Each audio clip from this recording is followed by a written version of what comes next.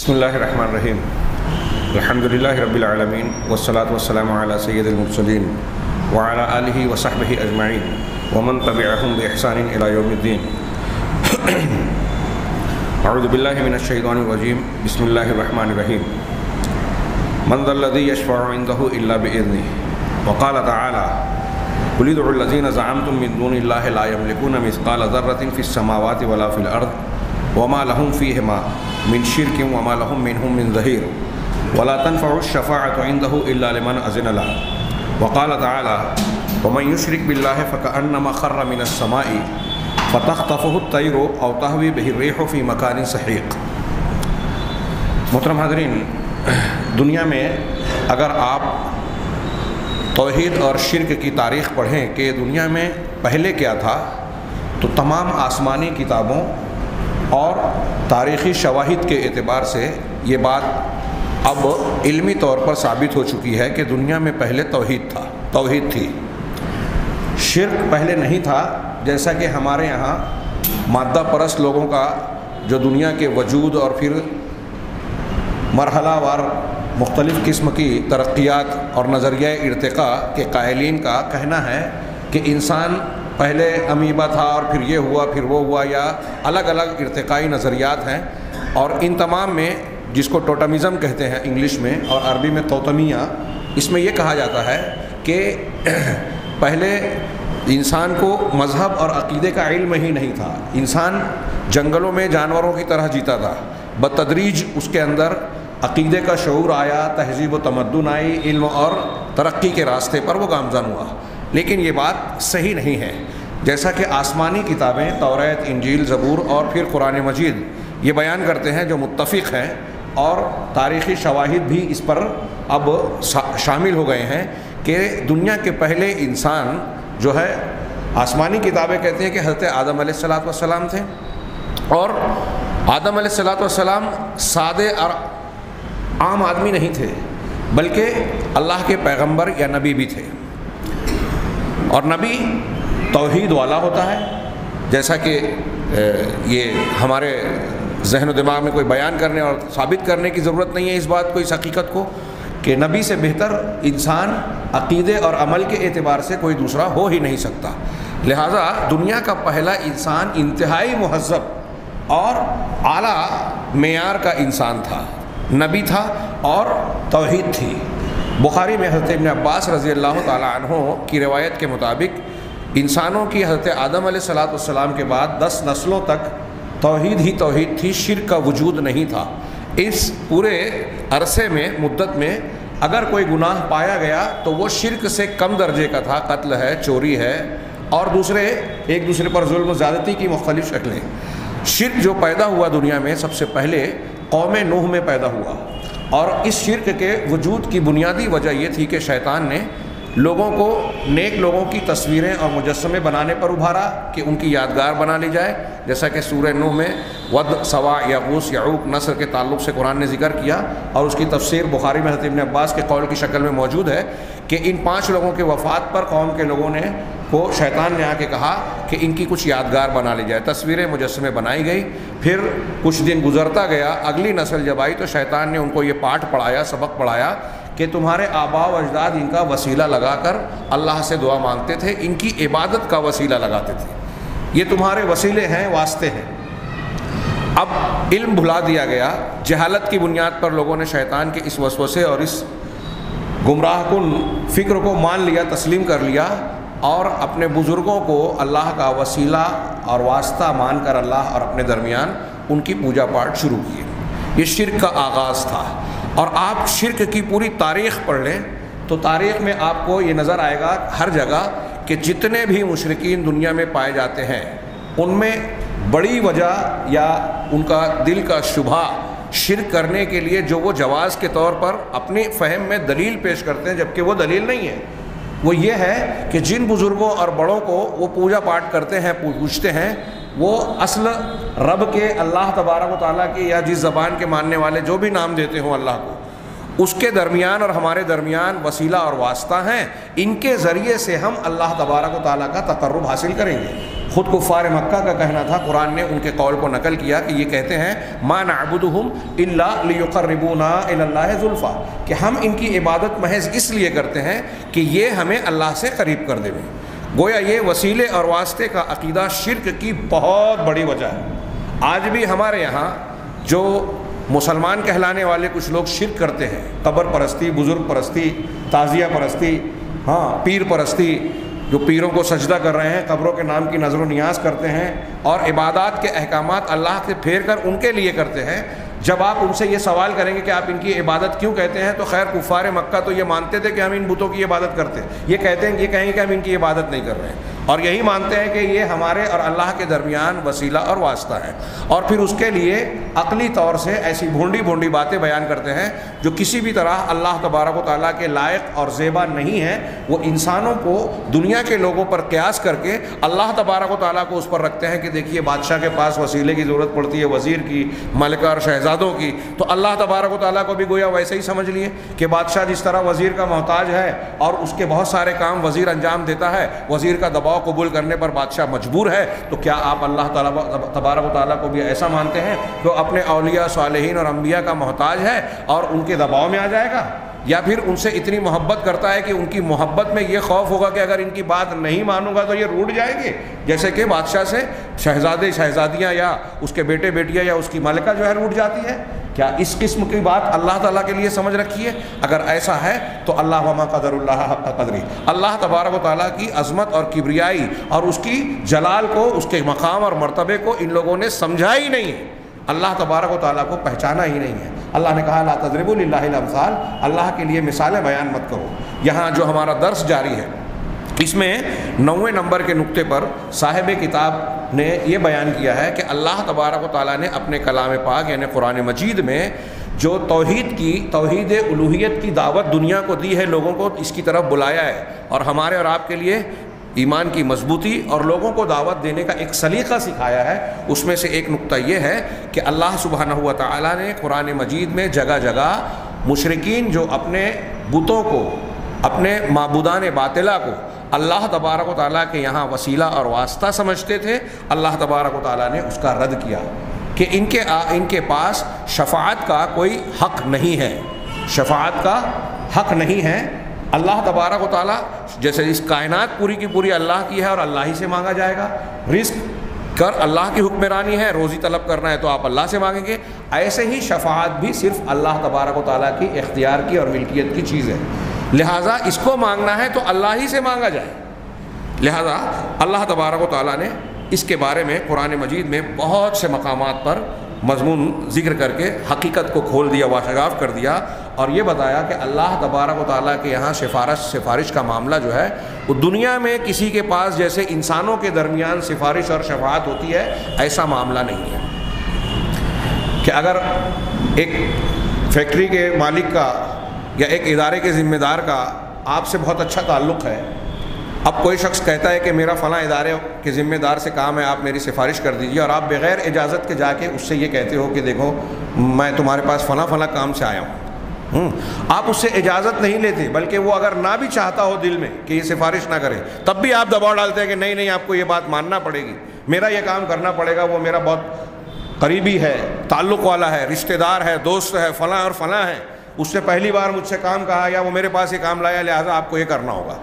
اور وہ بھی اگر انکار بھی کرے گا تو بڑی پریشانی سے انکار کرے گا یا پھر اس کو دباؤ قبول کرنا پڑے گا۔ اللہ تبارک و تعالیٰ کے پاس ایسا نہیں ہے۔ ہاں آپ نے حدیث شفاعت پڑھی ہے لمبی، جو میدان محشر کی، حضرت آدم علیہ السلام سے لے کر جناب محمد رسول اللہ صلی اللہ علیہ وسلم تک لوگ اولو العزم رسولوں کے پاس جائیں گے اور کہیں گے کہ آج دیکھیے لوگ تکلیف میں ہیں، پریشانی، کیا حالات ہے آپ دیکھ رہے ہیں، آپ کی یہ فضیلت ہے، آپ اللہ کے پاس سفارش کیجئے کہ حساب و کتاب لے لیں۔ نبی کریم صلی اللہ علیہ وسلم سے پہلے تمام لوگ عذر کریں گے کہ مجھے فلاں غلطی یاد آ رہی ہے، حضرت آدم بھی، حضرت نوح علیہ السلام بھی، حضرت ابراہیم بھی، حضرت موسیٰ بھی، حضرت عیسیٰ علیہ السلام بھی، فلاں کے پاس جاؤ، اپنے پاس سے دوسرے کے پاس بھیجیں گے اور کہیں گے نفسی نفسی نفسی۔ آج میں خود اپنے سلسلے میں خوف زدہ ہوں، ان ربی قد غضب اليوم لم یغضب قبلہ مثلہ ولن یغضب بعدہ مثلہ، میرا پروردگار آج اتنا غضبناک ہے کہ نہ اس سے پہلے اتنا غضبناک ہوا، نہ کبھی اس کے بعد ہوگا۔ مجھے آج اپنا خوف ہے، تم فلاں کے پاس جاؤ، ان کو اللہ نے یہ فضیلت سے نوازا۔ اور پھر نبی پاک صلی اللہ علیہ وسلم کے پاس جب آخر میں پہنچیں گے تو آپ سے گزارش کرنے کے بعد بھی آپ فوراً سفارش نہیں کریں گے، بلکہ آپ مقام محمود پر جائیں گے، اللہ کے سامنے سجدہ ریز ہوں گے، ایسی حمد و ثنا اللہ کی بیان کریں گے جو اللہ کے رسول نے فرمایا کہ آج میں نہیں کر سکتا یا میں نہیں جانتا۔ اور پھر آپ سے کہا جائے گا یا محمد ارفع راسک، اے محمد اپنا سر اٹھائیے، سل تعطیٰ، اب مانگیے دیا جائے گا، اشفع تشفع، سفارش کیجیے آپ کی سفارش قبول کی جائے گی، اور یہ شفاعت کبریٰ آپ کریں گے کہ لوگوں کا حساب کتاب لیا جائے۔ اور پھر حدیث میں یہ ہے کہ بعد میں آپ کو اور بھی سفارش کی اجازت دی جائے گی۔ تو معلوم یہ ہوا کہ یہ سفارش جو اللہ کے پاس ہوگی، اللہ تبارک و تعالیٰ کی اجازت کے ساتھ ہوگی، پہلی بات دماغ میں رکھیں۔ لہذا اس میں کہا ایک تو یہ دو باتیں سفارش کے بارے میں اچھی طرح قرآن و حدیث کے، اور بالکل صاف مضمون ہے، یہ بالکل صاف۔ اسے پڑھنے کے بعد بڑا تعجب ہوتا ہے کہ ہمارے بہت سارے ایسے لوگ جو مسلمان اپنے آپ کو بولتے ہیں، قرآن و حدیث کو ماننے کا دعویٰ کرتے ہیں، اور قرآن میں یہ مضمون انتہائی صاف ہے اور ان کی سمجھ میں نہیں آتا کہ ہم فلاں مزار پہ جائیں گے، فلاں بابا کی درگاہ پر حاضری دیں گے، اور یہ سمجھتے ہیں کہ ہم ان کی حاضری دے رہے ہیں تو وہ ہمارا قیامت کے دن ساتھ دیں گے، ہم دامن پکڑ کے مچل جائیں گے، سفارش کریں گے۔ وہ سفارش کرنے کا حق ان کو ہے، آپ کو کیسے پتہ؟ یہ سفارش کریں گے، اللہ تعالیٰ ان کو سفارش کرنے کی اجازت دے گا، کیا آپ کو پتہ ہے؟ اور پھر اجازت دے گا تو دے گا، آپ کے لیے اجازت دے گا، کیا یہ پتہ ہے؟ یہ دو باتیں دھیان میں رکھنی ہے۔ جو سفارش ثابت شدہ قرآن و حدیث میں شفاعت ہے وہ شفاعت، اور جو مشرکین کی شفاعت ہے وہ شفاعت منفیہ ہے، اللہ نے اس کا رد کیا کہ کوئی انسان اپنے طور سے دنیا میں جس طرح سفارش ہوتی ہے، کسی کے بارے میں یہ عقیدہ رکھے کہ وہ اللہ تبارک و تعالیٰ کے جناب میں اللہ تعالیٰ کی بارگاہ میں سفارش کروا لے گا، ایسا وہاں ہرگز نہیں ہے۔ اللہ اجازت دے گا کسی کو، یہ دو باتیں دماغ میں رکھیے ہمیشہ، کہ فلاں کو کہے گا کہ تم سفارش کرو، یہ اجازت دے گا تب وہ کریں گے۔ اور دوسری بات یہ اس سے اہم ہے کہ جس کو اجازت دے گا اور جس کے لیے اجازت دے گا اس کے لیے سفارش کرو۔ اگر نبی کریم صلی اللہ علیہ وسلم کو اختیار دیا گیا تو کیا اللہ کے نبی صلی اللہ علیہ وسلم ابو لہب کے لیے سفارش کر سکتے ہیں؟ ابو جہل کے لیے کر سکتے ہیں؟ مشرک کے لیے سفارش کی اجازت نہیں ملے گی، قرآن و حدیث میں بالکل صاف مضمون ہے۔ لہذا اللہ تبارک و تعالیٰ نے ارشاد فرمایا، انہوں نے 2-3 آیتیں صرف بطور مثال بیان کی، اب اتخذوا من دون اللہ شفعاء، کیا ان لوگوں نے اللہ کے سوا دوسروں کو سفارشی بنا رکھا ہے؟ قل اولو کانوا لا یملکون شیئا، آپ کہیے تو کہ اگر ایسا ہو کہ وہ کچھ بھی اختیار نہ رکھتے ہو تب بھی تم ان کو سفارشی مانتے ہو؟ ان کا کوئی اختیار طاقت قدرت نہ ہو، یہ قرآن کا فرمان ہے، غور سے سنیے آیت نمبر سورہ زمر آیت نمبر 43-44 جا کے ترجمہ پڑھیے۔ اللہ تعالیٰ سوال کر رہا ہے کہ جن کو تم سفارشی سمجھ کے پکار رہے ہو، یہ بت، یہ بزرگ، یہ اولیاء، یہ انبیاء، یہ صالحین، اگر بتاؤ اگر ان کو کچھ بھی اختیار نہ ہو تب بھی تم ان کو سفارشی بنا رہے ہو؟ ہاں، ولا یعقلون، اور نہ وہ سمجھ سکتے ہو، ان کو یہ بات معلوم بھی نہیں پڑ رہی ہے، سمجھ بھی نہیں رہے ہیں۔ قل للہ الشفاعۃ جمیعا، یہ قرآن کا یہ جملہ یاد رکھیے، آپ کہیے کہ شفاعت کا پورا اختیار، جمیعا پورا کا پورا اختیار اللہ کے پاس ہے، ساری کے ساری شفاعت اللہ کا اختیار ہے، اس کی ملکیت ہے۔ اب جب اللہ کا اختیار ہے تو آپ بابا سے، نبی سے، پیر سے، فلاں سے اور فلاں سے کیسے لے سکتے ہو؟ سمپل سی بات، میں نے اس سے پہلے بتایا کہ یہ قلم میرا ہے، یہ قلم آپ اگر چاہیے تو مجھ سے مانگیں گے کہ آپ مجھے یہ پین دے دیجئے، کسی اور سے بولیں گے کہ ان کی جیب میں جو قلم لگا ہوا ہے مجھے دے دیجئے۔ یہ چھوٹی سی بات ہے، آپ کو عجیب سی لگ رہی ہوگی، لیکن غور کیجئے کہ یہ مشرک جو دوسروں سے سفارش مانگ رہے ہیں وہ یہی کام کر رہے ہیں، اس سے بھی پورا کام کر رہے ہیں۔ اللہ تبارک و تعالیٰ کے اختیار میں جو چیز ہے وہ دوسروں سے مانگ رہے ہیں۔ اللہ نے فرمایا قل للہ الشفاعۃ جمیعا، آپ یہ کہہ دیں، اعلان کر دیں کہ شفاعت اللہ کے لیے پوری کی پوری، جمیع، تمام کے تمام، لہو ملک السماوات والارض، اللہ ہی ہے جس کے لیے آسمانوں اور زمین کی سلطنت ہے، آسمان اور زمین کی ملکیت اس کی ہے۔ تو جیسے دنیا کی ساری چیز ذرہ ذرہ پتہ پتہ اس کے اختیار کے تحت ہے، ایسے ہی سفارش بھی اسی کا اختیار ہے، وہ کوئی اور نہیں دے سکتا، کوئی اپنی طرف سے کسی کے حق میں سفارش نہیں کر سکتا۔ ثم الیہ ترجعون، یہ تو سارا کا سارا اسی کا ہے، اور پھر تم کو سب کو اسی کی طرف لوٹ کر بھی جانا، وہی فیصلہ کرے گا، کسی کے پاس کوئی اختیار نہیں ہے۔ دوسری جگہ یہ آیت الکرسی میں بھی ہے اور دوسرے مقامات پہ بھی اللہ نے سوال کیا من ذا الذی یشفع عندہ الا باذنہ، کون ہے جو اللہ کے سامنے اللہ کی اجازت کے بغیر سفارش کرے؟ کوئی ہے ایسی طاقت قوت؟ قرآن میں ایک جگہ بیان کیا، یہ آگے آ رہی ہے سورہ فاطر کی آیت، اس کے آگے کی آیت ہے کہ اللہ تبارک و تعالیٰ جب کوئی فیصلہ کرنے کا ارادہ کرتا ہے تو فرشتے مارے دہشت کے اپنے پروں کو مارتے ہیں اور بے ہوش ہو جاتے ہیں۔ فرشتے جب اللہ صرف ارادہ کرتا ہے کسی فیصلے کے سنانے کا، سورہ نبا وغیرہ میں آپ نے بارہا پڑھا ہے، سنتے ہیں روزانہ قرآن کی تلاوت جب ہوتی ہے کہ یوم یقوم الروح والملائکۃ صفا لا یتکلمون الا من اذن له الرحمن، کہ اس دن قیامت کا دن کا حال یہ ہوگا کہ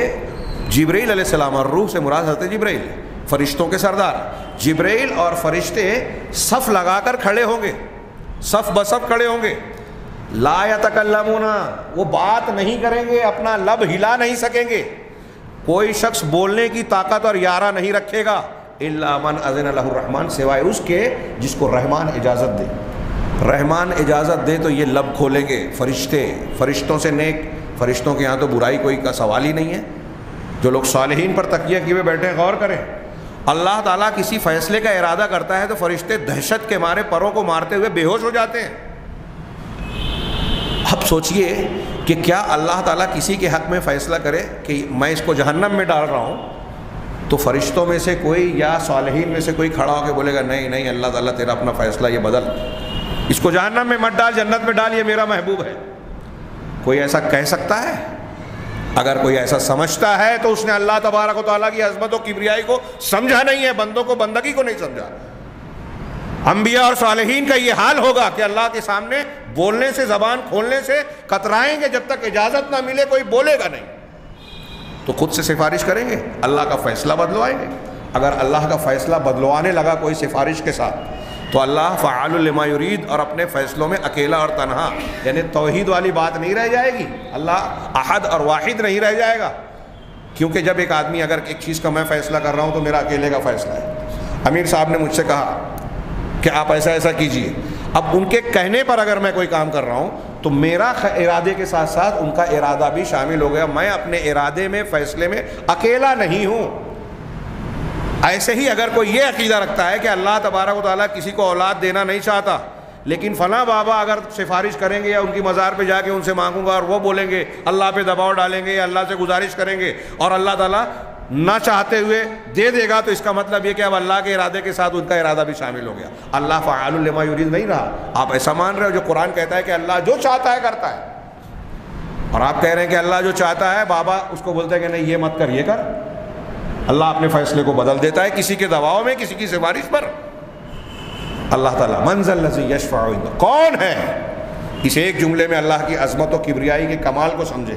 کوئی نہیں ہے جو اللہ تبارک و تعالیٰ کے پاس اس کی اجازت کے بغیر کسی کے حق میں سفارش کر دے، کوئی ذات نہیں ہے۔ اسی طرح اللہ تعالیٰ نے فرمایا، یہ آیت اس تناظر میں غور سے سنیے، یہاں میں نے ایک بات نہیں کہی ہے، کچھ لوگوں کے لیے ہو سکتا ہے نہیں ہو۔ ایک چیز تو یہ واضح تھی کہ اللہ کی اجازت سے سفارش ہوگی، لیکن یہ عام طور سے پہلو لوگ نہیں جانتے یا نظر انداز کر دیتے ہیں یا نہ سمجھنے کی وجہ سے شرک کرتے ہیں کہ کس کے لیے سفارش ہوگی، یہ بھی حد متعین ہوگی۔ وہ سورہ جو میں نے بھی بتایا، اللہ کے رسول صلی اللہ علیہ وسلم کو اجازت ملے گی نا کہ آپ مانگیے دیا جائے گا، وہیں آگے دیکھیے فَيَحِدُّ لِي حَدًّا، میرے لیے ایک حد مقرر ہوگی، اس حد سے آگے میں سفارش نہیں کر سکتا۔ اسی حدیث میں ہے بخاری مسلم کی، جو لوگ صفات کا استدلال کرتے ہیں اس سے غور سے پڑھ لیں، ایک تو اجازت سے ہوگی اور اللہ حد مقرر کرے گا۔ ایسے ہی یہاں آیت میں اللہ نے ارشاد فرمایا وَكَمْ مِن مَلَكٍ فِي السَّمَاوَاتِ لَا تُغْنِي شَفَاعَتُهُمْ شَيْئًا، آسمانوں میں کتنے فرشتے ہیں کہ ان کی سفارش کچھ بھی فائدہ نہیں دے گی، کچھ کام نہیں آئے گی، مگر مِن بَعْدِ أَن يَأْذَنَ اللَّهُ لِمَن يَشَاءُ وَيَرْضَىٰ، مگر اس کے بعد کہ اللہ تعالیٰ جس کے لیے چاہے گا اور جس سے خوش اور راضی ہوگا۔ یہ جملہ سورہ نجم کی آیت ہے، اس کو غور سے سنیے اور جا کے قرآن مجید کے ترجمے میں عربی کے اعتبار سے غور و فکر کیجیے۔ آیت کا مطلب یہ ہوا کہ سفارش اس کے لیے فائدہ مند ہوگی، ایک تو اجازت ملے گی فرشتوں کو تب وہ کریں گے، دوسرے جس کو اللہ چاہے گا کہ اس کے لیے سفارش ہو، اس کے لیے سفارش ہو، ہر ایک کے لیے نہیں ہوگی، بخاری کی حضرت ابو ہریرہ رضی اللہ تعالیٰ عنہ سے روایت ہے، خود اللہ حضرت ابو ہریرہ نے سوال کیا، من اسعد الناس بشفاعت کا رسول یا رسول اللہ، اللہ کے رسول نے پوچھا کہ آپ کی سفارش سے فائدہ اٹھانے والا سعادت مند شخص کون ہوگا اللہ کے رسول؟ اللہ کے رسول صلی اللہ علیہ وسلم نے اس سوال پر حضرت ابو ہریرہ کی تعریف بھی کی کہ مجھے اندازہ تھا کہ یہ سوال آپ ہی کریں گے، کہ اس لیے کہ تم کو علم کے سلسلے میں بڑی حرص اور شوق ہے۔ اور پھر اس کے بعد آپ نے فرمایا کہ وہ شخص میری سفارش کا حقدار رہے گا جو اپنے دل کے خلوص کے ساتھ لا الہ الا اللہ کہے گا۔ صحیح مسلم کی ایک حدیث میں ہے کہ ہر نبی نے، اللہ کے نبی صلی اللہ علیہ وسلم نے فرمایا کتاب الایمان میں،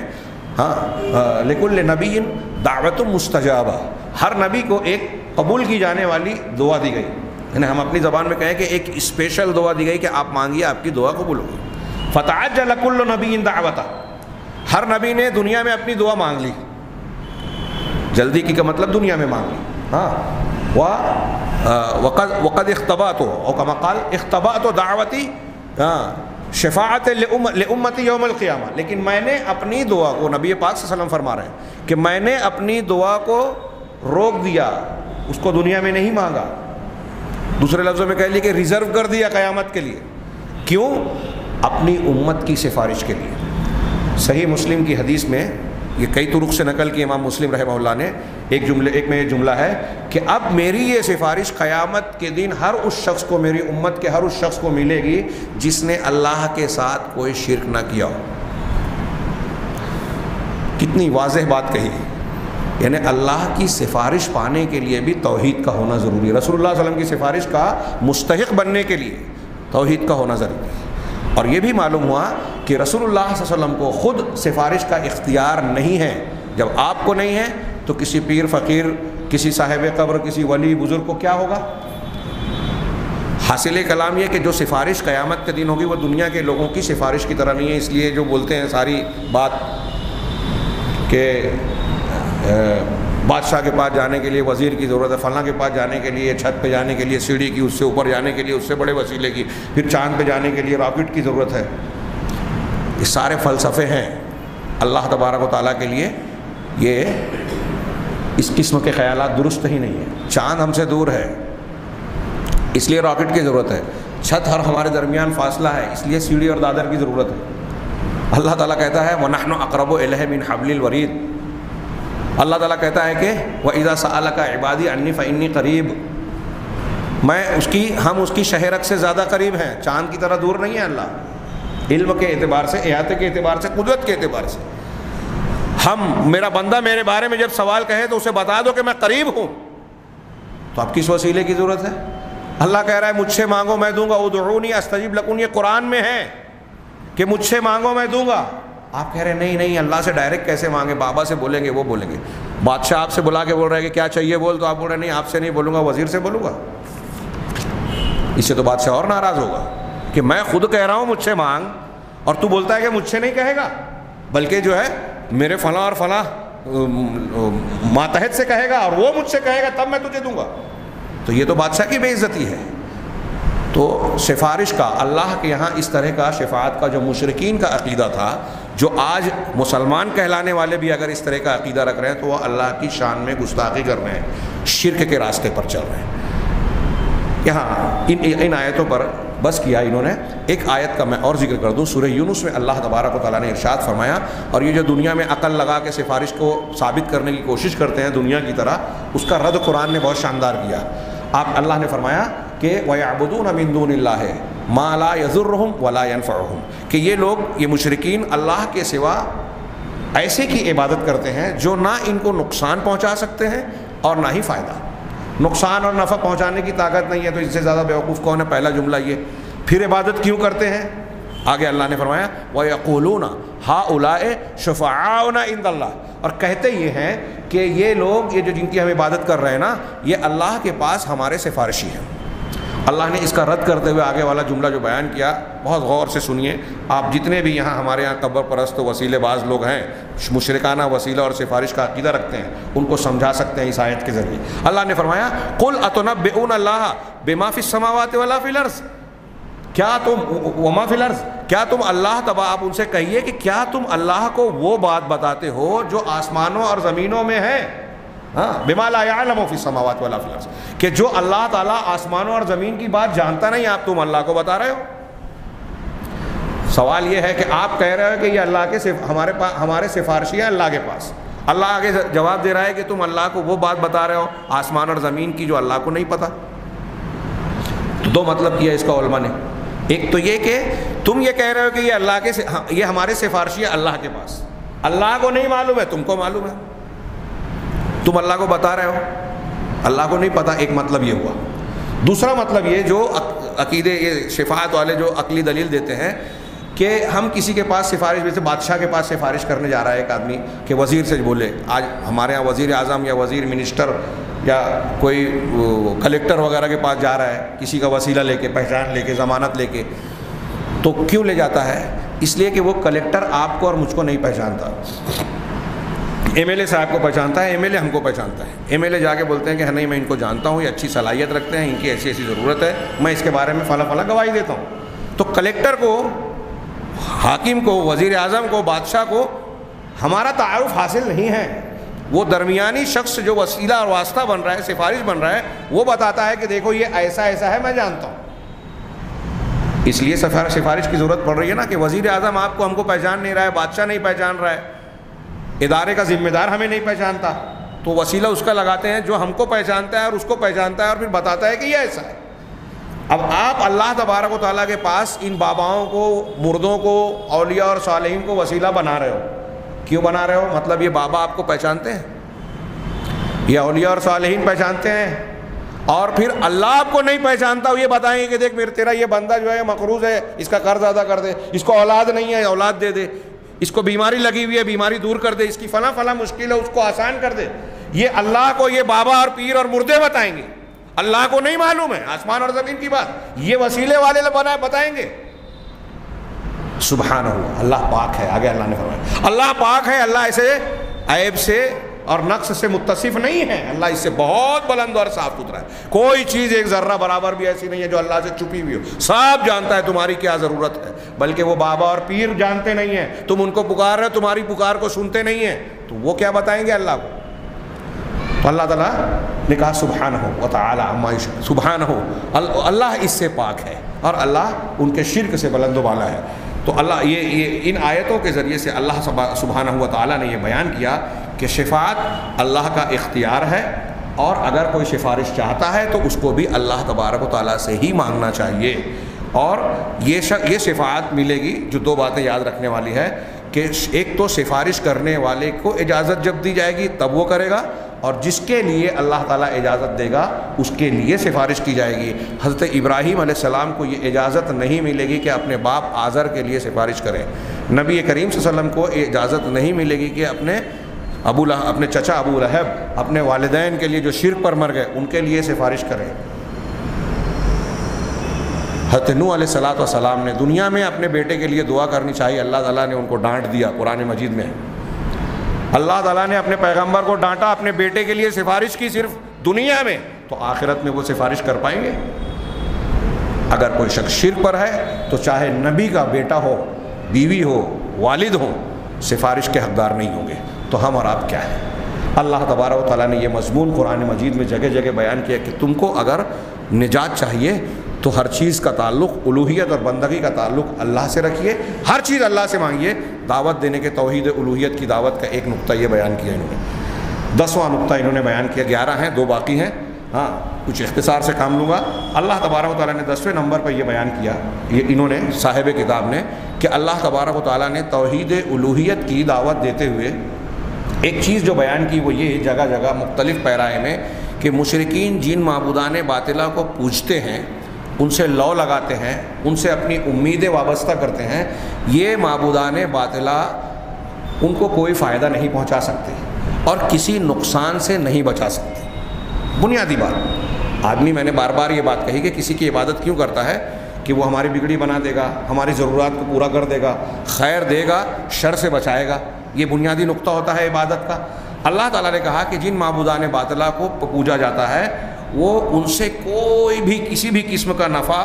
ان لوگوں کو حاصل نہیں ہوتا جو ان کی عبادت کرتے ہیں، کسی بھی شکل میں وہ کوئی فائدہ نہیں پہنچا سکتے، اور جس کی یہ حالت ہو وہ اس لائق نہیں ہے کہ وہ عبادت کیا جائے اس کی۔ اس لائق نہیں ہے کہ اس کی عبادت کی جائے، اللہ تعالیٰ نے فرمایا۔ اس مضمون کی ایک آیت جس کا میں ذکر کر رہا تھا سورہ فاطر کی، سورہ سبا کی نقل کی، قُلِ ادْعُوا الَّذِينَ زَعَمْتُم مِّن دُونِ اللَّهِ لَا يَمْلِكُونَ مِثْقَالَ ذَرَّةٍ فِي السَّمَاوَاتِ وَلَا فِي الْأَرْضِ۔ آپ ان سے کہیے، مشرکین سے خطاب کر کے کہا جا رہا ہے، بہت غور سے سنیے، اس پر میں نے اس آیت پر لمبی تقریر بھی کی ہے، خطبے بھی دیے۔ یہاں بہت اختصار کے ساتھ صرف نقطہ جو اس میں اللہ نے بیان کیا بنیادی طور سے وہ بیان کرتا ہوں، اور یہ باتیں قرآن میں مختلف مقامات پر ہیں۔ آپ ان سے کہیے کہ جن کو تم اللہ کے سوا گمان کرتے ہو، دعویٰ کرتے ہو کہ یہ معبود ہیں، ہاں، لا یملکون مثقال ذرۃ، آپ ان کو بلا لو، ان کو پکارو، بلاؤ، وہ آسمانوں میں اور نہ زمین میں ایک ذرے کے مالک ہیں،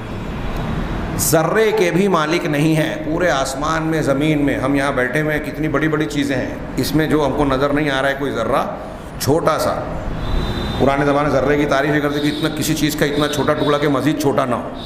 اب ہمارے یہاں آج سائنس کا دور ہے، ایٹم بولتے ہیں، ایٹم کسی چیز کے اس ٹکڑے کو کہتے ہیں جزو لا یتجزا، جس کا مزید جزو نہ کیا جائے، اگر اس کو توڑا جائے تو دھماکہ ہوتا ہے، سائنس والے بیان کرتے ہیں۔ تو وہ جو ایٹم ہے نا، اس ایٹم کے برابر کا بھی کوئی مالک نہیں ہے جن کو تم پوچھتے ہو، پکار لو ان کو، اللہ تعالیٰ کہہ رہے ہیں۔ اب یہاں صرف ایک ایک جملہ، 4 جملے اللہ نے فرمائے۔ دنیا میں کسی سے کوئی لو لگائی جاتی ہے یا کسی کی عبادت کی جاتی ہے تو کس بنیاد پر؟ پہلی چیز یہ کہ ہم کسی سے کوئی چیز مانگ رہے ہیں تو یہ عقیدہ یا دل میں خیال ہو کہ وہ مالک ہوگا۔ جیسے میں نے ابھی بتایا، یہ پین میری ہے، میں اس کا مالک ہوں دنیاوی اعتبار سے، تو آپ یہ مجھ سے اس لیے مانگ رہے ہیں کہ میں اس کا مالک ہوں۔ اب اللہ تعالیٰ کہہ رہا ہے کہ آسمانوں اور زمین میں جو بھی کچھ ہے کسی ایک ذرے کے مالک یہ معبودان باطلہ نہیں ہے، یہ ہم عارضی طور سے مالک ہیں، نسبی طور سے، اختیار ان کا نہیں ہے، اللہ کا ہے۔ تو پہلا سوال اللہ نے رد کیا کہ تم اگر ان کو پوج رہے ہو تو دماغ سے نکال دو کہ یہ جو جن کو تم معبود بنا رہے ہو یہ کسی چیز کے مالک ہے، تم کو کچھ دے دیں گے، نہیں دے سکتے، کیونکہ مالک نہیں ہے، پہلی بات۔ اب آدمی سوچے گا کہ چلو مالک نہیں ہے تو جو اصل مالک ہے اس کے پارٹنر ہوں گے۔ اللہ نے آگے کہا کہ وَمَا لَهُ فِيهِمَا مِن شِرْك، اور ان معبودان باطلہ کا آسمانوں اور زمین میں کوئی حصہ بھی نہیں ہے، پارٹنرشپ نہیں ہے، ساجھیداری نہیں ہے۔ شرک پارٹنرشپ یعنی مشارکت نہیں ہے، اس میں کوئی ساجھا بھی نہیں ہے کہ چلو ٹھیک ہے کچھ 5%، 20% کے یا کچھ پرسنٹ کے ساجھے دار ہیں تو وہ سفارش کر دیں کہ ہاں چلو میں اپنے حصے میں سے دے رہا ہوں۔ اصل مالک بھی نہیں ہے، ساجھے دار بھی نہیں ہے۔ تیسرا وَمَا لَهُ مِنْهُمْ مِنْ ظَهِيرٍ، اور ایسا بھی نہیں ہے کہ چلو ٹھیک ہے مالک تو اللہ ہے، لیکن اب جیسے ایک آدمی ہے، اس کا کارخانہ ہے، سائزنگ ہے، وہ مالک ہے، لیکن اس کارخانہ سائزنگ کے بنانے میں کچھ دوست احباب یا مزدور یا مقادم یا ہمارے یہاں جیسے لوگ ہوتے ہیں مددگار ہوتے ہیں، بیوبار میں، کاروبار میں مددگار ہوتے ہیں۔ تو ایسا بھی نہیں ہے کہ اللہ تعالیٰ اس کائنات کا، آسمان و زمینوں کا مالک ہے، ذرے ذرے کا مالک ہے اور اس میں کسی کا ساجھا نہیں ہے، تو اس کو بنانے اور چلانے میں کوئی اللہ تبارک و تعالیٰ کا معاون و مددگار ہو، ایسا بھی نہیں ہو۔ وَمَا لَهُ مِنْهُمْ، ان میں سے کوئی بھی اللہ تعالیٰ کا مددگار بھی نہیں ہے، معاون بھی نہیں ہے، تو کس بیس پہ تم کو دے دے گا؟ مددگار بھی نہیں ہے تو اس کے کسی کی وزارت سے اس کی بادشاہت چل رہی ہے؟ نہیں، اللہ تعالیٰ نے کہا کہ کوئی اس کا مددگار بھی نہیں ہے، پھر کس بیس پہ تم کو دے گا اور دلائے گا؟ اب آخری یہ سب چیزیں جب رد ہو گئی تو آخری ایک چیز بچتی ہے، یہی سفارش والی، کہ مالک بھی نہیں ہے، پارٹنر بھی نہیں ہے، مددگار بھی نہیں ہے، تو ٹھیک ہے اللہ کے مقرب تو ہیں، اللہ کے پسندیدہ تو ہیں، محبوب تو ہیں، اللہ تعالیٰ کے قریبی ہیں، لہٰذا محبوب جب اپنے محبوب سے سفارش کرے گا تو وہ کچھ دے دلا دے گا، اس کا رد پیچھے ہو چکا۔ لیکن یہی آگے آیت میں اللہ تعالیٰ نے یہ فرمایا وَلَا تَنْفَعُ الشَّفَاعَةُ عِنْدَهُ إِلَّا لِمَنْ أَذِنَ لَهُ، اور اللہ کے پاس کسی کی سفارش بھی کام نہیں ہوگی، کام نہیں دے گی سوائے اس کے جس کو خود اللہ تعالیٰ اجازت دے۔ تو اب شرک کی گنجائش کہاں بچی؟ اس ایک آیت کو آپ سامنے رکھیے، اور دنیا میں جو لوگ اللہ کے سوا کسی کی بھی پوج رہے ہیں، لاؤ لگا رہے ہیں، پکار رہے ہیں جس کے نام کو کہ وہ ہماری بنا دیں گے، ہمارے کچھ کام آ جائیں گے، ان کے اس عقیدے کو اس آیت کے آئینے میں دیکھیے۔ اللہ نے کہا جن کو تم پکار رہے ہو وہ کوئی اختیار بھی نہیں رکھتے، وہ اختیارات میں حصے دار بھی نہیں ہیں، اختیار والے کے مددگار بھی نہیں ہیں، اور اس کی اجازت کے بغیر اس کے پاس سفارش بھی نہیں کر سکتے، تو پھر کیوں پوج رہے ہو ان کو؟ شرک کی کوئی دلیل نہیں ہے۔ ایک نو مسلم خاتون مسلمان ہو کے مسلم گھر میں آئی اور وہ کچھ مسلمان اپنے شوہر سے اور ان لوگوں سے پوچھی کہ میرے والد مر گئے، دوسرے مذہب کے تھے لیکن بڑے نیک اور اچھے انسان تھے، جب اس نے قرآن حدیث پڑھنا شروع کیا تو رونا شروع کیا اور کہا گیا میرے ابا جہنم میں چلے جائیں گے، وہ تو بہت اچھے تھے، کسی کو تکلیف نہیں دیتے تھے، ہاں مگر اسلام ان کو پہنچا نہیں، مسلمان نہیں ہوئے تھے۔ تو اس کے شوہر اور دوسرے لوگ سوالات کرنے آئے، مختلف علماء سے سوال کیے اور اس میں مجھ سے بھی سوال کیا۔ تو انہوں نے کہا کہ بھائی ان کے پاس یہ دلیل نہیں آئی تھی، بہت لمبی چوڑی باتیں ہوئی ان سے جو میں بیان کرنا چاہتا ہوں اپنے مضمون سے متعلق۔ ان سے ایک بات یہ سمجھانے کی کوشش کی میں نے جو قرآن میں ہے کہ وہ یہ کہہ رہے تھے کہ اللہ ان کے پاس توحید کی کوئی دلیل نہیں آئی۔ ایسے کچھ لوگ گزرے ہیں فترہ کے لوگ جن کے پاس نبی نہیں پہنچا، بھی کچھ لوگ سوال کرتے ہیں کہ جو جنگل میں جیتے ہیں، جو برفیلے علاقے میں اسکیموں لوگ رہتے ہیں، وہاں دعوت نہیں پہنچی، یہ ہم اور آپ کیسے کہہ سکتے ہیں کہ ان تک دعوت نہیں پہنچی؟ اللہ نے اپنے بندوں پر کیا حجت قائم کی یہ اللہ جانتا ہے، اور اللہ تبارک تعالیٰ بغیر حجت پوری کیے ہوئے کسی کو عذاب نہیں دیتا، یہ اس کا قانون ہے۔ اب یہ کچھ لوگوں کا معاملہ مستثنا ہے تو اللہ تعالیٰ بہتر جانتا ہے ان کے ساتھ کیا ہوگا، لیکن عقلی اور علمی اعتبار سے ایک بات قابل غور ہے کہ توحید اگر نہیں پہنچی تو توحید کی دلیلیں فطرت میں بھی ہے، انسان کے اندر بھی ہیں، باہر بھی ہے، آسمان و زمین میں ہر جگہ ہے، لیکن شرک کی کوئی دلیل نہیں ہے۔ توحید کے ایک دلیل یہ ہے کہ شرک کی یعنی اس کی ضد کی کوئی دلیل نہیں ہے۔ ما انزل اللہ بہا من سلطان، اللہ تبارک و تعالیٰ نے اس پر کوئی سلطان، کوئی واضح دلیل اتاری ہی نہیں ہے۔ اب دنیا کے کسی بھی مشرک سے آپ بحث کر لیں، وہ کوئی دلیل نہیں دے گا، الٹی سیدھی بات کرے گا کہ باپ دادا کرتے چلے آئے ہیں، حالانکہ خود دنیا میں بہت سارے باپ دادا کی باتوں کو رد کرتا ہوا نظر آئے گا۔ ارے ابا کے زمانے کا فیشن یہ تھا، آج ہمارا زمانہ یہ ہے، کپڑے میں نہیں مانتا، دین میں مان رہا ہے۔ ہاں تو باپ دادا کا طریقہ یا کہ اتنے لوگ مانتے ہیں، لوگوں کی دیکھا دیکھی، ہاں میں تقلید کی ایک برائی یہ ہے کہ میں ایک کام کر رہا ہوں اس لیے کہ آپ سب کر رہے ہیں، اب ان سے پوچھئے کہ آپ کیوں کر رہے ہیں، کہا یہ سب کر رہے ہیں اس لیے کر رہا ہوں، پھر تیسرے سے پوچھئے یہ سب کر رہے ہیں اس لیے کر رہا ہوں، سب اس لیے کر رہے ہیں کہ دوسرے کر رہے ہیں، کسی کے پاس دلیل نہیں ہے۔ یہ ہے تقلید، اندھی تقلید۔ اللہ تبارک و تعالیٰ کے یہاں اللہ تعالیٰ نے ہمیں شعور دیا اور ہر بات کے بارے میں کہا ہاتھو برہانکم ان کنتم صادقین، یہ سائنٹیفک مزاج اللہ تعالیٰ نے قرآن کے نزول کے وقت کہ اگر تم کوئی بات مانتے ہو یا منوانا چاہتے ہو تو اپنی دلیل پیش کرو۔ اور شرک کے بارے میں کہا ان ہی الا اسماء سمیتموها انتم وآباؤکم ما انزل اللہ بہا من سلطان، یہ جو مشرکین معبودوں کو تم پوج رہے ہو نا، یہ فلاں غوث ہیں، فلاں مشکل کشا ہیں، فلاں یہ ہیں، فلاں خواجہ ہیں، غریب نواز ہیں، یہ نام کس نے رکھا؟ اللہ نے نہیں، تم نے اور تمہارے باپ دادا نے نام رکھا ہے۔ ما انزل اللہ بہا من سلطان، اللہ نے اس پر کوئی دلیل اتاری نہیں۔ تو اگر کوئی شخص کے پاس توحید نہیں پہنچی تو سوال یہ ہے، میں اس غیر مسلم یا کسی بھی ایسے شخص کے بارے میں سوال کر رہا ہوں کہ اگر اس کے پاس توحید کی دلیل نہیں پہنچی تو شرک کی دلیل کہاں سے پہنچی؟ وہ شرک کیوں کر رہا ہے؟ ایک پتھر کو، ایک درخت کو، ایک فلاں اور فلاں چیز کو اگر پوج رہا ہے تو کیوں پوج رہا ہے؟ کس نے مجبور کیا اس کو پوجنے کے لیے؟ سوال اس سے ہوگا تو نے کیوں پوجا؟ اگر آپ کسی کو ابا بول رہے ہو تو ایسے ہی کسی کو ابا بولنے لگے؟ ڈیڈی اور والد یا پاپا کس کو بولو گے؟ جس کے بارے میں آپ کو یہ یقین ہو کہ یہ میرے باپ ہیں۔ تو آپ معبود کسی کو بولنے لگے اور آپ کو یقین بھی نہ ہو، دلیل بھی نہ ہو، یہ میرا معبود ہے، یہ میرا پیدا کرنے والا ہے، معلوم نہیں اور پوجنے لگے، تو اس کی سزا تو آپ کو بھگتنی ہوگی اگر آپ ایسا کر رہے ہو، کیونکہ پیدا کرنے والے کا حق آپ دوسرے کو دے رہے ہو۔ اگر باپ کی بجائے کسی اور کو آپ باپ کہیں گے تو باپ کو کیسا لگے گا؟ تو یہ تو چھوٹی بات ہے، یہ بہت بڑی بات ہے کہ پروردگار نے آپ کو پیدا کیا، آپ کو ساری چیزیں دے رہا ہے، آپ اس کو چھوڑ کر کسی اور کے گن گا رہے ہو، کسی اور کو معبود قابل عبادت مان رہے ہو، یہ ناقابل معافی ہے۔ تو اللہ تبارک و تعالیٰ نے فرمایا یہ اس آیت اور ایسی سورہ بنی اسرائیل میں اور دوسرے کئی مقامات پر قرآن کی آیتیں ہیں جس میں ہے کہ جن کو اللہ کے سوا یہ لوگ پوج رہے ہیں یہ کوئی بھی اختیار نہیں رکھتے، یہ تم سے کوئی، ابھی اس سے پہلے بنی اسرائیل کی آیت ہوگی کہ تم کشف الضر عنکم ولا تحویلا، یہ تم سے کسی تکلیف کو دور کرنے اور ہٹانے یا بدلنے کی بھی طاقت نہیں رکھتے۔ تو توحید کی دعوت کا ایک نقطہ، ایک انداز یہ ہے قرآن کا۔ 11واں اور آخری چیز انہوں نے بیان کی اس پہلو کی کہ دعوت توحید کی دعوت دینے کے لیے، توحید الوہیت یا ایمان بالالوہیہ کی دعوت دینے کے لیے قرآن کا ایک اسلوب یہ ہے کہ اس نے مختلف قسم کی مثالیں بیان کی،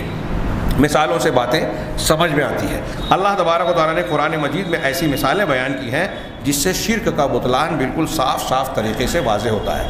اس میں انہوں نے ایک مثال بیان کی، ایک مثال میرے خیال سے سورہ روم یا سورہ لقمان میں ہے، میں بھول رہا ہوں کون سی سورہ میں، کہ اللہ تبارک و تعالیٰ نے سوال کیا ہے کہ تم ایسا سوچو، غور کرو، تم مالک ہو کسی پراپرٹی کے، جائیداد کے، جو بھی تمہاری ملکیت کے اندر ہے اس کے تم مالک ہو، تمہارے کچھ غلام یا خدام ہیں، خادم ہیں، اب کیا تم اپنے غلاموں کو اپنی پراپرٹی میں حصے دار بناتے ہو؟ جیسے آپ کا وارث آج کی شکل میں آپ کا بیٹا بیٹی ہوں گے، تو کیا آپ کے گھر پہ کوئی نوکر ہے، ملازم ہے، مزدور ہے، آپ اپنی پراپرٹی میں، وہ آپ کے لیے کام کر رہا ہے، آپ اس کو معاوضہ بھی دے رہے ہو، آپ کو ان سے محبت ہے، اس کو آپ سے محبت ہے، کبھی کبھی آدمی کی محبت بہت بڑھتی ہے تو اپنی پراپرٹی کا کچھ حصہ دیتا ہے، کیا تم ایسے غلاموں کو اپنے برابر کا حصے دار مانو گے اپنی پراپرٹی میں؟ یہ مثال دی اللہ تعالیٰ، غلام کو آپ اپنا مالک، اپنی ملکیت میں حقدار اور حصے دار مانتے ہیں کیا؟ تو ذرا سوچو، یہ تو اگر تم ایسا کرو تو یہ تمہاری حقیقی ملکیت ہے بھی نہیں۔ اللہ تبارک و تعالیٰ اس کائنات کا مالک ہے، تم اس کا پارٹنر بنا رہے ہو ان لوگوں کو جن کو تم معبود بنا رہے ہو۔ اللہ تعالیٰ نے یہ مثال دی غلام اور مالک کی، اور یہاں جو آیت انہوں نے سورہ حج کی نقل کی، اللہ تعالیٰ نے فرمایا وَمَن يُشْرِكْ بِاللَّهِ فَكَأَنَّمَا خَرَّ مِنَ السَّمَاءِ۔ مشرک کی مثال غور سے سنیے، اللہ نے فرمایا کہ جو شخص اللہ کے ساتھ شرک کرتا ہے تو اس کا معاملہ ایسا ہے گویا وہ آسمان سے گر پڑا، آسمان کی بلندی سے گرا، ہاں، فَتَخْطَفُهُ الطَّيْرُ، تو کیا ہوتا ہے کہ کوئی پرندہ جو آسمان میں بڑا پرندہ اڑ رہا ہے وہ اس کو اچک لیتا ہے، اس کو پکڑ لیتا ہے، نوچ لیتا ہے، اور تَهْوِي بِهِ الرِّيحُ فِي مَكَانٍ سَحِيقٍ، یا پھر تیز ہوا اسے کسی دور دراز کے مقام میں لے جا کے پھینک دیتی ہے۔ مشرک کی مثال ایسی ہے۔ انہوں نے آگے اس کی وضاحت کی، اللہ سبحانہ و تعالیٰ نے مشرک جو اللہ کی الوہیت کے ساتھ کسی اور کو الہ بنا رہا ہے اس کو مثال دی آسمان سے گرنے والے آدمی کی طرف، جو آسمان سے انتہائی زمین کی نچلی تہہ کی طرف گر رہا ہے۔ کیوں؟ لأنه سقط من اوج الایمان الى حضیض الکفر، انہوں نے بڑا اچھا جملہ کہا، اس لیے کہ یہ ایمان کی بلندی سے کفر کی کھائی میں گر رہا ہے، اور اس لیے اللہ تبارک و تعالیٰ نے اس مشرک کو دیا کہ اوپر سے نیچے گرنے والا ہے، وہ ایمان کی اونچائی سے یعنی آسمان سے زمین کی تہ تک نیچے کی طرف گر رہا ہے، یعنی شرک اور کفر کی گہرائیوں میں جا رہا ہے۔ وَشَبَّهَ الشَّيَاطِينَ الَّتِي تَلْقَفُهُ بِالطَّيْرِ، اور شیاطین کو اللہ تبارک و تعالیٰ نے جو ہے وہ مثال دی اس شخص کی طرح جو کیا ہے، پرندے سے، یعنی جب آدمی شرک کرتا ہے تو شیطان کے بہکاوے میں آ کے شرک کرتا ہے اور شیطان اس کو گویا تباہ کر رہا ہے، تو اس کی مثال دی پرندے سے کہ جو آسمان سے گر رہا ہے تو اب اس کو پرندہ پکڑ کے اچک لیا۔ ہاں، ابھی آپ نے ایک حدیث سنی کہ نماز سے شیطان اچکتا ہے، ہاں ایسے ہی ہے کہ اس کو اچک لیا، جو کہ اس کے یا پھر جو کہ اس کے اعضاء کو ٹکڑے ٹکڑے کر دیتی ہے۔ یہ پرندہ جو اس کو پکڑتا ہے اس کے جسم کو نوچ نوچ کر ٹکڑے ٹکڑے کر دیتا ہے۔ ایسے ہی یہ شیاطین ہیں جو انسان کو شرک میں مبتلا کر کے جو ہے اس کو عذاب کی طرف لے جا رہے ہیں، تباہی کی طرف لے جا رہے ہیں۔ وَشَبَّهَ هَوَاهُ، اور اسی طرح اس کی جو خواہش ہے، قرآن حدیث کو چھوڑ کر، دلیلوں کو چھوڑ کر وہ جو شرک کر رہا ہے تو اپنی خواہشات کی پیروی کر رہا ہے، تو اس کو وہ خواہش جو اس کو حق سے دور کر رہی ہے، اس کو اللہ تعالیٰ نے تیز ہوا سے مثال دی جو کہ اس کو دور کے مقام میں لے جا کر پھینک دیتی ہے۔ جیسے ایک آدمی اوپر سے ہوا میں گر رہا ہے اور ہوا اس کو بہا کر دور لے جا کے پھینک رہی ہے،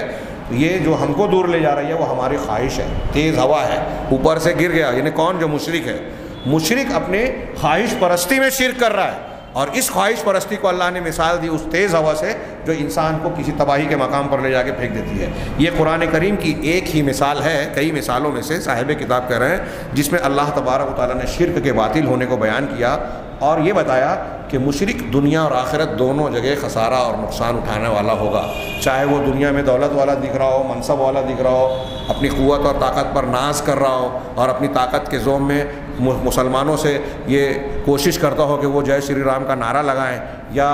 بتوں کو پوجے یا دین سے دور ہو جائیں اور اس قسم کی حرکتیں کرتے ہوئے اچھل کود مچا رہے ہوں اپنی طاقت کے زور میں، لیکن حقیقت میں انجام کار ان کا نقصان ہونے والا ہے۔ یہ جو میں باتیں کہہ رہا ہوں یہ اچھی طرح دماغ میں رکھیں، آج ہم کو اس کی ضرورت ہے۔ تھوڑی دیر کے لیے سوچئے، میں ایک مثال دوں موسیٰ اور فرعون کے بارے میں۔